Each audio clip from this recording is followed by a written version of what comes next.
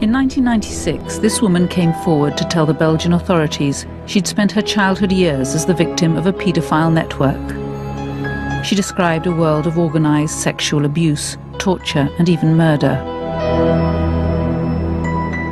It was terrible. You didn't believe your eyes. And I didn't believe that humans could do that. She talked of violent child sex orgies with politicians, judges and influential businessmen, a Belgian underworld in which the establishment has refused to believe. Regina Louf is a pathological liar. She's a woman who's invented a series of scenarios which just don't stand up. A campaign followed to discredit her evidence, but now in an exclusive interview, the policeman assigned to investigate her claims has broken his silence. He says the inquiry was blocked because it threatened to reveal too much. I'm convinced that she has been a victim, that's for sure.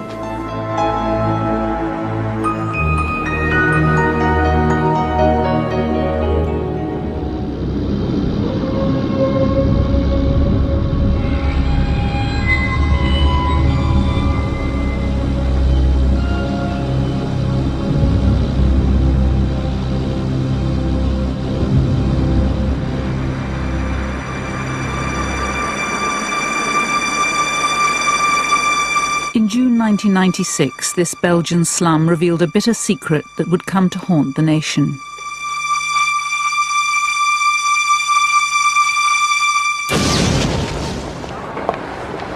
The eyes of the world watched in horror. Into the light emerged two young girls. Laetitia, aged 14, and Sabine, just 12, were the latest in a long line of girls who'd gone missing. Marc Dutroux, a convicted rapist and kidnapper, had led the police to where he'd imprisoned them.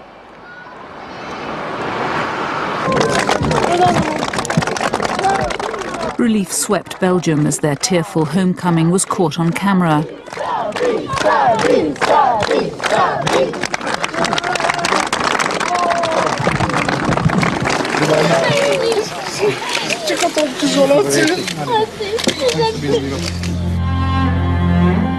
But it soon turned to horror when police revealed the secret cage hidden in the cellar of Dutroux's house. The girls had been kept here, drugged and repeatedly raped.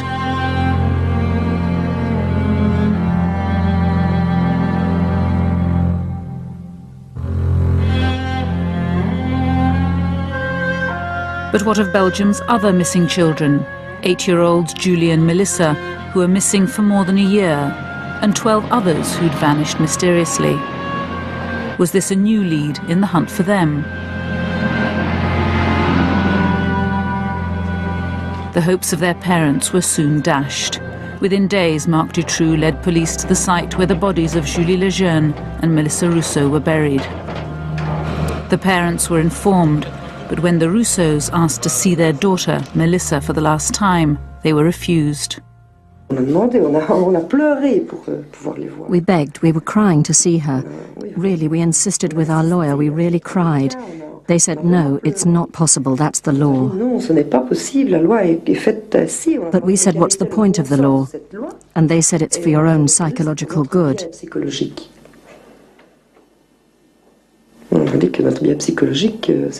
It's not up to them to know what's good for our psychological well-being. What would have been good for us was to be certain.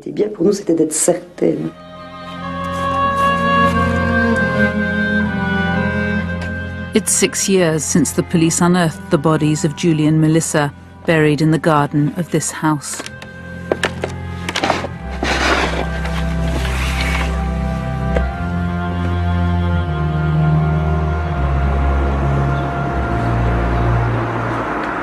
What's extraordinary to me is that though Dutroux's in jail, he's never been tried for these crimes. It's as though the judicial system froze when faced with having to bring him to trial. Officially, Dutroux lived on benefits, yet this house, now derelict, was one of 5 that he owned. The bodies of 2 more missing girls were found at another, Effie Lambrechts and Anne Marchal. I didn't believe that it was possible that children were kept in a cellar and were raped and kept there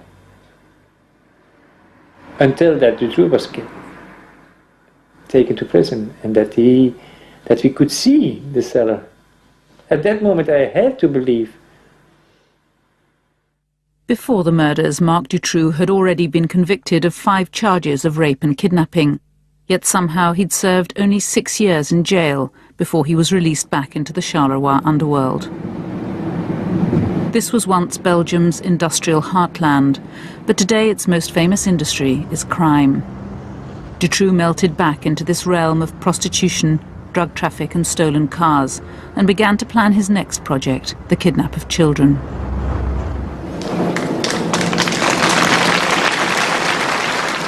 For the parents now burying their murdered daughters after more than a year of fruitless searching, this was not the end of their nightmare. They would soon find out that Dutroux had been a prime suspect from the start, yet nothing had been done to save their girls. Melissa's father is still asking why his daughter was allowed to die. 10 days after the kidnapping of Julie and Melissa in '95, 3 witnesses said it was Dutroux who's kidnapping children. But they don't go looking for Julie and Melissa at his house straight after the kidnapping. It's inexplicable. And he continues to kidnap other children. They put a special surveillance unit to watch Dutroux, and he continues to kidnap children. It's inexplicable. The whole thing is inexplicable from start to finish.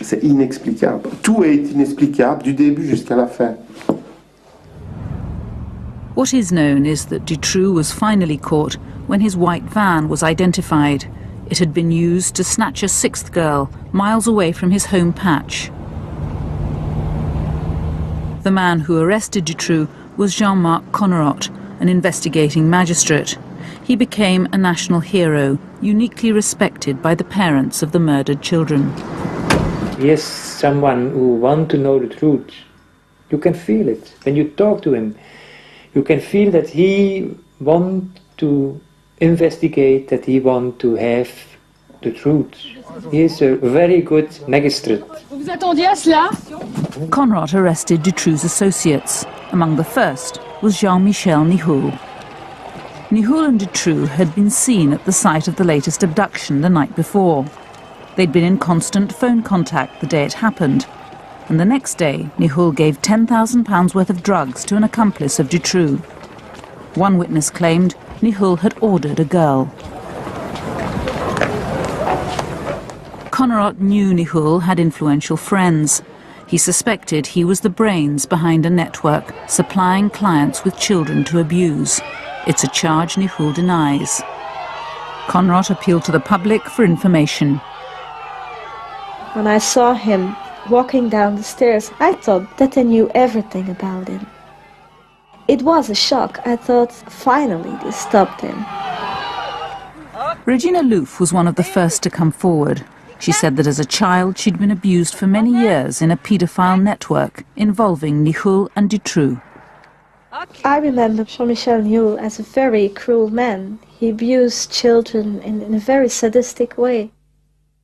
She says that at the age of 12 she was taken with other children to sex parties, and, she told investigators, Dutroux was there working for Nihoul. Dutroux was a boy who brought drugs, cocaine and something like that to these parties, who brought some girls or watched girls on these parties. Nihoul, he was a sort of party beast. And Dutroux was more on the side. Nihoul denies he's ever met Regina Louf, but her stories never changed. Nihoul, she said, was one of those who organised the parties and invited the cream of Belgian society, judges, politicians and influential businessmen, in order to compromise them.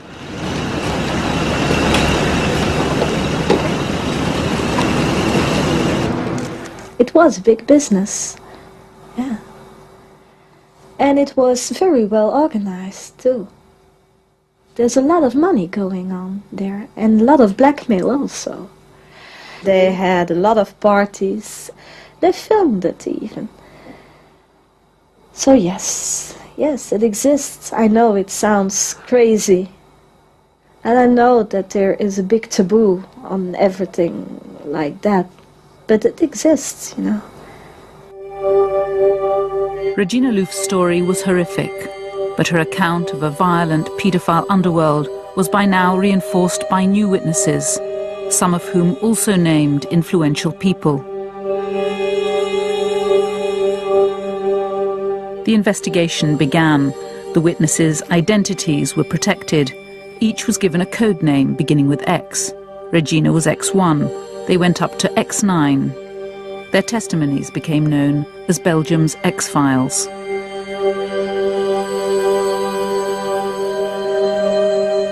The task of trying to verify them fell to a young police investigator.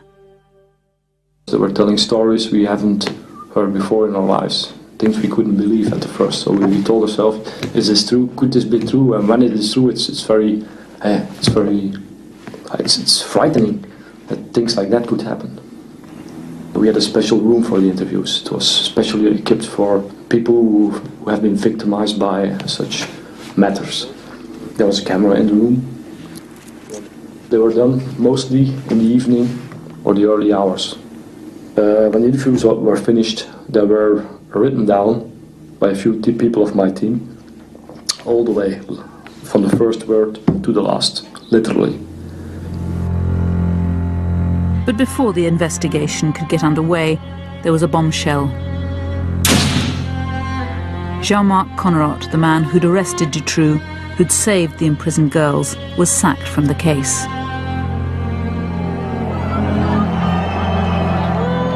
His removal caused a public outcry. Belgians lost faith in their judicial system. They descended on the Palace of Justice and accused the courts of colluding with the killers.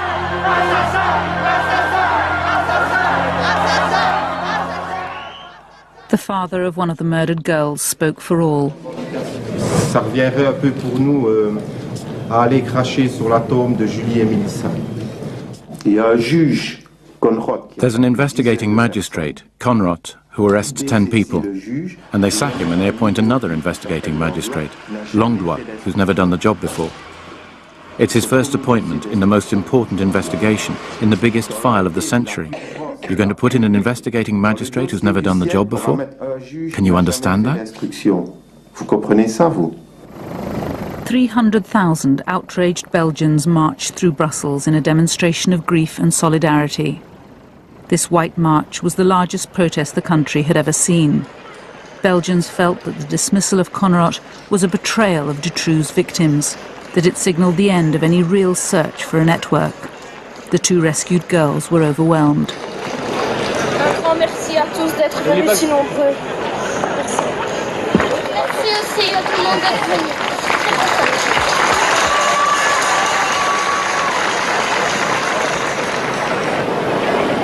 The country's highest legal authorities had removed the only judge in which the public had any faith because he'd attended a fundraising dinner for the families of missing children. A conflict of interest, they called it, a lack of judgment. The government feared a revolution. I think there were a kind of insurrection climate, a kind of pre-revolutionary climate here. You know, the big powers in Belgium, so the magistrates and the political circles, the government, the parliament, everything was totally discredited. Everything was totally discredited.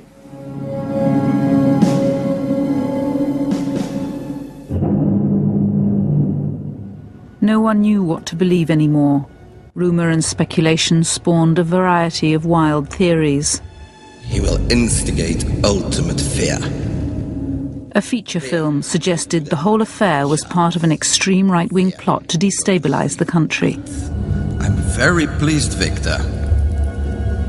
300,000 idiots marching in Brussels. An ocean of white balloons. Magnificent. Pathetic and impressive at the same time. We really got them exactly where we want them.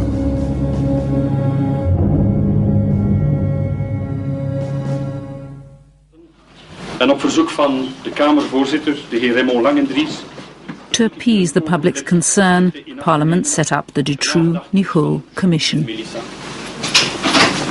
Je propose à la Commission d'observer un moment de silence.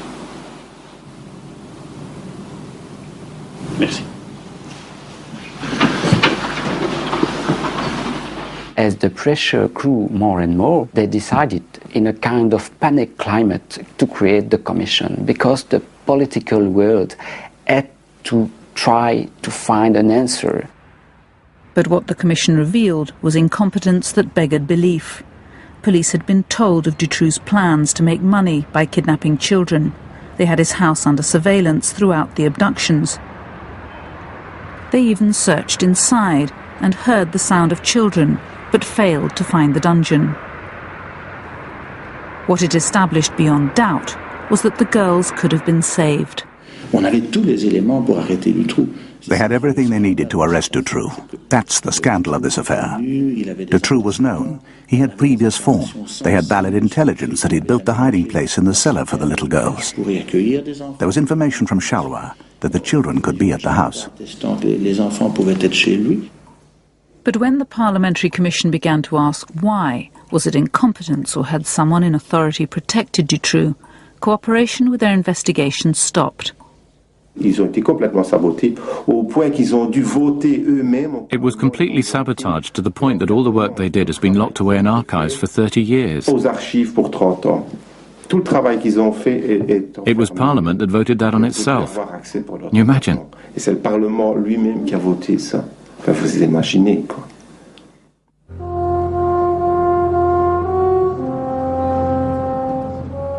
If the Commission's job had been to restore stability, to clear the air of insurrection, it worked. The danger to Belgium's establishment was over. But there was still no answer to the most important question. Was the catalogue of failures pure incompetence, or had Dutroux and his friends enjoyed protection? Were they protected? On the question of protection, we didn't discover much, unless you count the best protection that Dutroux could have had. And that's the incompetence of Belgium's police and judicial system. But Jean-Michel Nichoul, the man suspected of hiring Dutroux to kidnap children, was released from jail after just 5 months. It's still unclear if he'll ever come to trial, and some members of the Commission remain convinced he is protected. We succeeded in demonstrating that Nichoul was really an artist in protection, really a specialized man in manipulating inquiries, policemen and judges. We had proofs about that.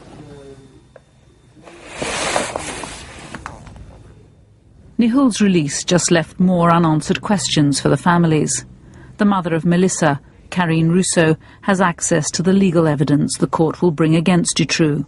She's found no answers, nothing to clarify who stole, raped and killed her daughter. All charges Dutroux denies. Oui, allô? 5 years on, there's still no admission from Dutroux. There's no material evidence, no witness statements which state that it was Dutroux who really kidnapped the children, who really raped them, and who really killed them.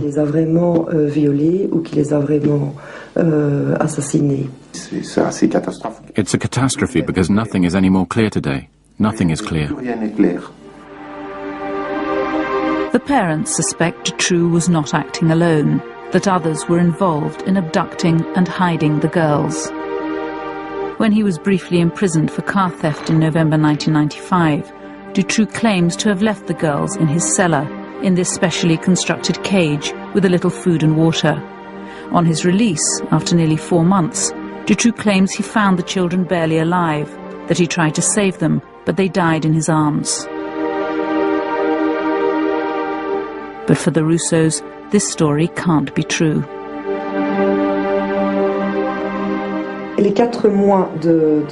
4 months incarceration of 2 little girls of 8 years old in a cellar in the middle of winter. But when I say cellar, it's a little hide built inside the cellar, so it's tiny, 3 meters by 2, even less. 3 mètres sur 2, cette cache, elle est toute petite. Il n'y a pas de fenêtre. No windows, completely dark. They cut off the heating. They cut the electricity and heat. On est en plein hiver et elles n'ont pas de nourriture. And no food, for 4 months. Then he says when he came out of prison 4 months later, they're still alive. Enfin bon, c'est un exploit. Well, then they're superhuman. Humain, surhumain. On peut pas. It's unimaginable, 2 children of 8 holding out. Seuls. Alone, with nothing to sustain them. No food, no heat, no human, no psychological contact, nothing. In a little cage like that for such a long time and survive. Pendant autant de temps et survivre. So how did they survive so long? Did someone else keep them alive? The Palace of Justice in Liège is the seat of one of Belgium's most powerful figures, Prosecutor General Anne Tilly, who's in charge of the case. She says there's no evidence to contradict Dutroux's version of how the children died. So how did the children survive so long, nearly 4 months, until Dutroux was released from prison? No, Julie was dead. Julie était morte. Melissa was nearly dead, and then she died. I think it was the next day. But Melissa, how could she have survived nearly 4 months? Survive in what condition? In a lamentable state. She was so weak she could not get up. That's according to Dutroux, of course. No one else was there.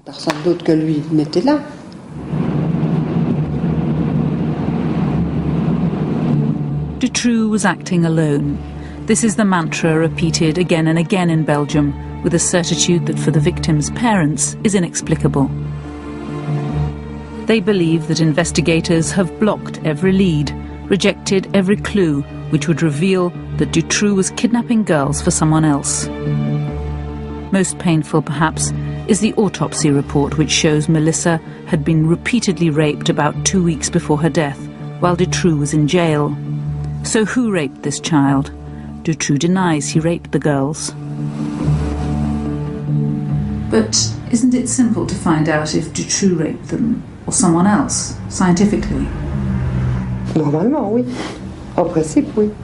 Normally, yes. In principle, yes. Les analyses scientifiques élémentaires comme recherche d'ADN. But in fact, the most elementary scientific tests, like DNA tests, the traces of the culprit on the body of the child, were just not done. Sur les corps des enfants n'ont pas été faits. Back in the Palace of Justice, they say the DNA tests were done, but the results were inconclusive. Can you explain why there was no DNA analysis done? DNA analysis was done, madame.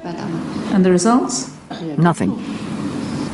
What does that mean, that there was no trace of sperm?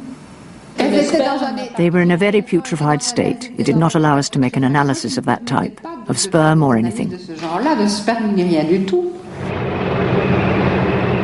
That's not what's written in the autopsy report. Again, the story doesn't square. The bodies weren't severely decomposed. DNA can be identified from samples taken long after death. The question remains unanswered. Why is there no DNA result? Might it have shown that someone else had raped Melissa? Other forensic tests that should have been routine were just not done. Human hairs collected from Dutroux's dungeon weren't sent for analysis. The logic was strange. They claimed that as there was no evidence anyone else had entered the cage, there was no need to analyse the hair. In 5 years, Connerott's successor has shed no light on the abduction, imprisonment or death of the girls. Jacques Langlois refused to be interviewed. Langlois don't believe in a sort of network. For Langlois, Dutroux is the only one who used the girls. For Langlois, it's simple. There's one raper, Dutroux, and close the case. By the spring of 1997, Evidence of a paedophile network linked to the Dutroux affair was emerging from the testimony of the ex-witnesses. Regina Louf had provided investigators with details of her childhood abuse, which they'd begun to check. In one of her testimonies, she explained how a certain person had been murdered in a certain place. So we went to look for that case, that old case. She described it, where it happened, more or less. I remember it like it's a film in my head. I can close my eyes and see every little detail of that house where she was murdered.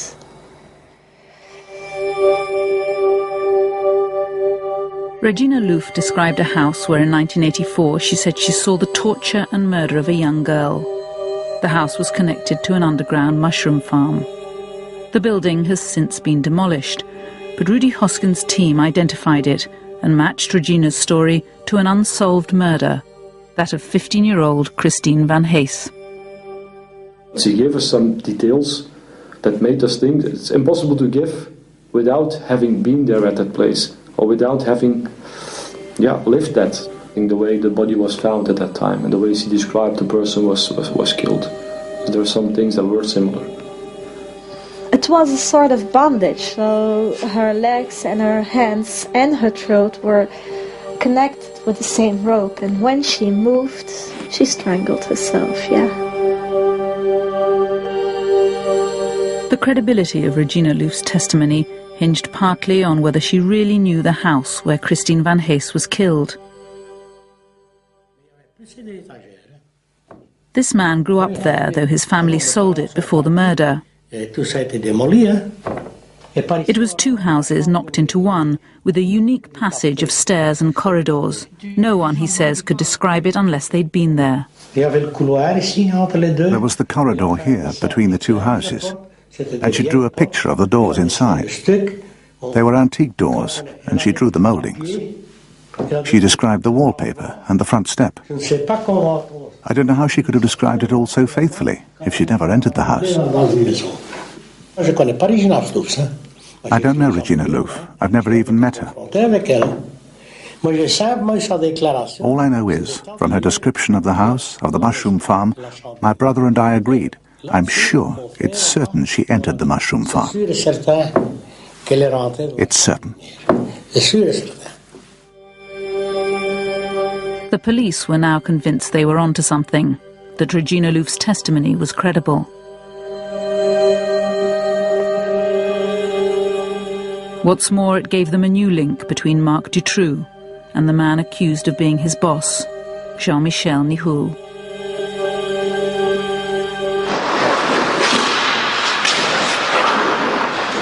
In the year before her death, Christine Van Hees was a regular visitor to the Brussels ice rink, where Marc Dutroux also went. He'd already been banned from the rink in Charleroi, where he was notorious for molesting girls. The manager remembers it well.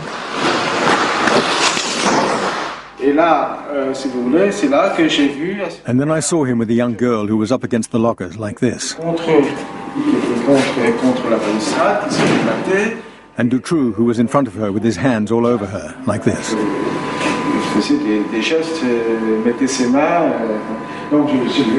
So I grabbed him and pulled him back and brought him over here. At that moment, my father-in-law turned up, and when he found out what was happening, he wanted to hit him. So I grabbed his arm, otherwise he would have punched him. When she wasn't skating, Christine Van Hees used to spend time in the building of a pirate radio station. It belonged to Jean-Michel Nihoul. Both men, Dutroux and Nihoul, were at Christine Van Hees's murder, according to Regina Louf. And Dutroux's involved in the murder? He watched it, and he didn't do anything, and so he abused her that night. So, yes, he was involved. How many people were there? I still don't know for sure, but around 8. Nihoul, Dutroux, and a lot of others. So. But everybody, except Dutroux, is free. Nihul denied it, but her testimony was dynamite. If true, it meant Dutroux and Nihul were linked with another murder. But then out of the blue, the investigation was stopped. We received a message that we couldn't investigate anymore, just like that. We were sent home. Just like that, without an explanation, because our work hasn't been done all right. Very strange. Why were you taken off this case? I wish I knew. Perhaps we were touching something we couldn't touch. Some people say this, we didn't have to prove at that moment to say things like that.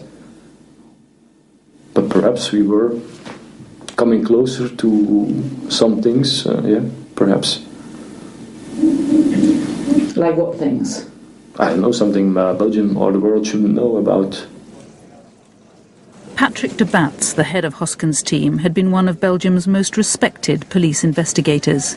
It was he who'd taken Regina's testimony. Now he too was sent home, accused of manipulating her evidence. Patrick de Batz, who questioned her, was accused of planting some of the information so that she would reproduce it. You watched that investigation. Was that true? No, no way. No way. But we even had some magistrates, judges, and superior gendarmerie officers watching how we interviewed, and they watched it from the first to the last moment. And if we haven't done it right at that time, they should have said us, don't work that way, but they didn't tell us anything. For de Batz and his colleagues, charged with manipulating an inquiry, a Kafkaesque battle now began to clear their names. They were suspended, and Regina Louf got a call from a member of the new team assigned in their place. His motive was clear. He said, well, we have to search for mistakes you made now. And you have to prove now that you are right. And I said, no, I don't have to prove that I'm right. You have to investigate if I'm right or not. I'm not a police officer. I can do house search and I can't interrogate my abusers. You have to do that. I just can tell my story and make testimony. That's all I can do. And he said, wrong. You have to prove it. News about Regina's story began to leak out. When the media took it up, it was to destroy her. X1 et ses fantasmes, une enquête au-delà du réel. Madame, Monsieur, bonsoir. L'affaire Dutroux s'est enrichie de... The flagship programme of the government-funded French language channel was unequivocal. De Batz was guilty, they declared, and Regina Louf a sinister and deranged liar. I think Regina Louf is a pathological liar. She's a woman who's invented scenarios that don't stand up to scrutiny. It's all been shown to be fiction. Well, no, not according to the investigators who were sacked. They don't agree with you. They say they weren't even allowed to investigate. No, that's not accurate. I continue to believe these men did not do their jobs properly, and that they let the public think that what Regina Louf and the other anonymous witnesses said was partly true. That's all a tissue of lies. Stories verging on the pornographic. They make no sense. Weren't you manipulated? I mean, people have said she was completely mad. She invented the whole thing. But some people, some people say this, but they weren't there. We lived all the testimonies.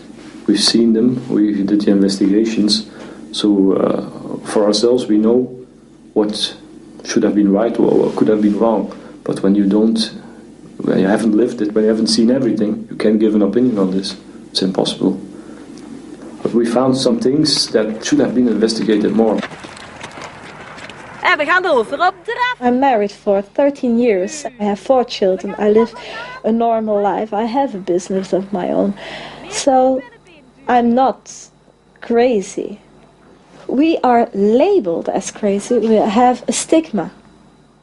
We are stigmatized as crazy persons because we had the courage to talk about things that happened in our past with persons who played a role in the Belgian economy or politics or something like that.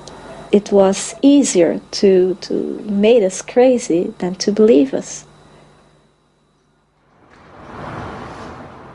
Despite its earlier investigating zeal, Belgium's parliament now stood by as Regina Louf's testimony was declared worthless. The judiciary announced it would not be used in any trial. And that might have been the end of it had the files of the entire Dutroux investigation not been leaked. Marie-Jeanne van Heeswijk and 2 other investigative journalists had access to every witness statement, every police report in the Dutroux affair. Their book on Belgium's X-Files shook the country. How did you get the information for the book? We had the opportunity to see the whole police file on the affair, and the problem is that we wanted to be sure that there was no manipulation behind that, because it's always possible. So we decided to meet a lot of people who were named in the files, who were witnesses in the file, and we met those people without saying that what we knew already, and we listened to their story. They found the new team had rewritten Regina Louf's original statements. Testimony had been changed. We began to check it, and we began to read again all the questioning of Regina Louf to see how they did that, they rewrite that. And one by one, we discovered that gendarme colleagues of the Bats had pretended that the Bats manipulated the investigation. So everybody was tricked. To this day, no evidence has ever been produced to support the allegations against de Bats. Yet he continues to be accused. I met him and his colleague in a Brussels cafe. Their careers are in ruins, and the investigation into Regina's story is dead. And yet 2 separate inquiries cleared them of every charge that they manipulated her testimony. The inquiry. Yes, I show you the final report of the inquiry of the gendarmerie. It was made 26 June 2000. So what does this mean? I'm not a bad policeman. But now that's cleared you. You face new charges, new allegations, new accusations against you. I'm not afraid of that. Because I know the conclusions will be the same.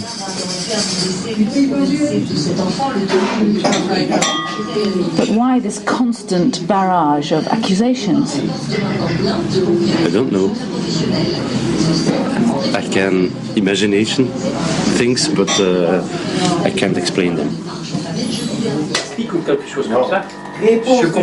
For 6 years, the parents of the murdered girls have grappled with the inexplicable. Why were their daughters left to die? Why has Dutroux never come to trial? And why has every lead that might have revealed a network behind Dutroux been blocked or ignored? But Belgium's lost interest in their struggle. Today, anyone who talks of a network, even the parents, is dismissed as deranged. I talked in press about children who were raped and so on. And they started again with saying that I'm a little bit foolish and that I'm fantasizing. I'm sure that in several years everyone will believe that networks will exist. Then they have to accept. Since Marc Dutroux's arrest, anyone who's questioned the official line has been attacked. Every lead that might have widened the net has hit the buffers. Dutroux, meanwhile, has sat in jail. But outside, in the shadowy circles in which he moved, potential witnesses in the Dutroux affair have died in strange ways. A police informer with links to the Charleroi underworld, José Stepp, told a journalist he had explosive information on Dutroux. 2 days before they were due to meet, he died. His family believes he was poisoned. Jean-Paul Taminot was up to his neck in the Charleroi underworld of stolen cars and prostitution. He was summoned to see the Charleroi police and disappeared. The day of Dutroux's arrest, his foot was fished out of the canal. It's quite a coincidence that they died just before they want to testify, you know? That's strange. Social worker Gina Pardens worked with abused children. She'd identified the paedophile members of a pornography ring who'd threatened her. When she reported the threats to the police, she was killed in an unexplained car crash. Francois Reiskens told a friend he'd seen one of the missing girls, Melissa, alive in Holland. Before he could tell the police, his body was found crushed on the railway line.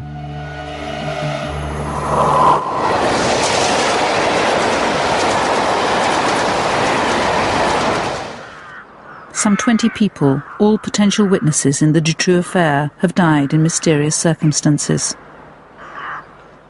I survived it all. I don't know why, but I survived my abuses, I survived my testimony just because I said it all. Why kill me now, you know? I'm mad.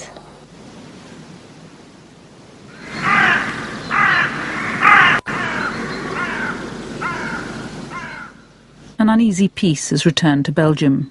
The streets are calm. The danger of insurrection has passed. The paedophile networks persist. Sometimes there are even arrests. Earlier this year, 19 men from one village were charged with child rape.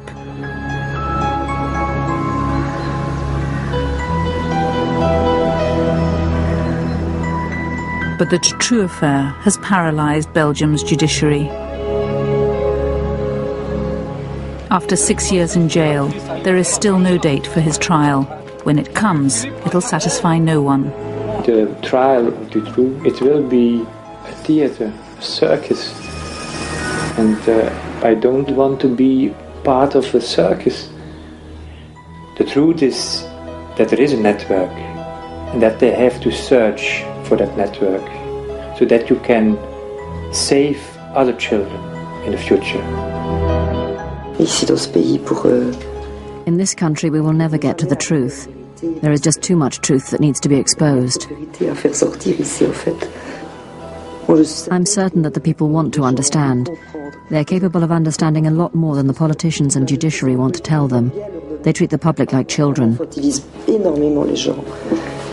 I did what I could do. I testified. I spoke up to the police, to the judges. I spoke up to the press. You know, I yelled it out. What can I do anymore now? I can't.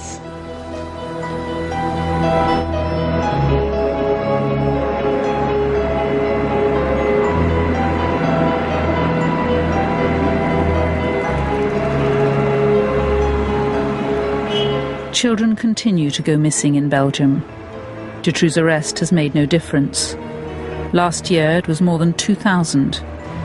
52 of those cases remain unsolved. A link of Frenkiel is live online now. Express your opinions and email her your questions at www.bbc.co.uk/correspondent. Next week, the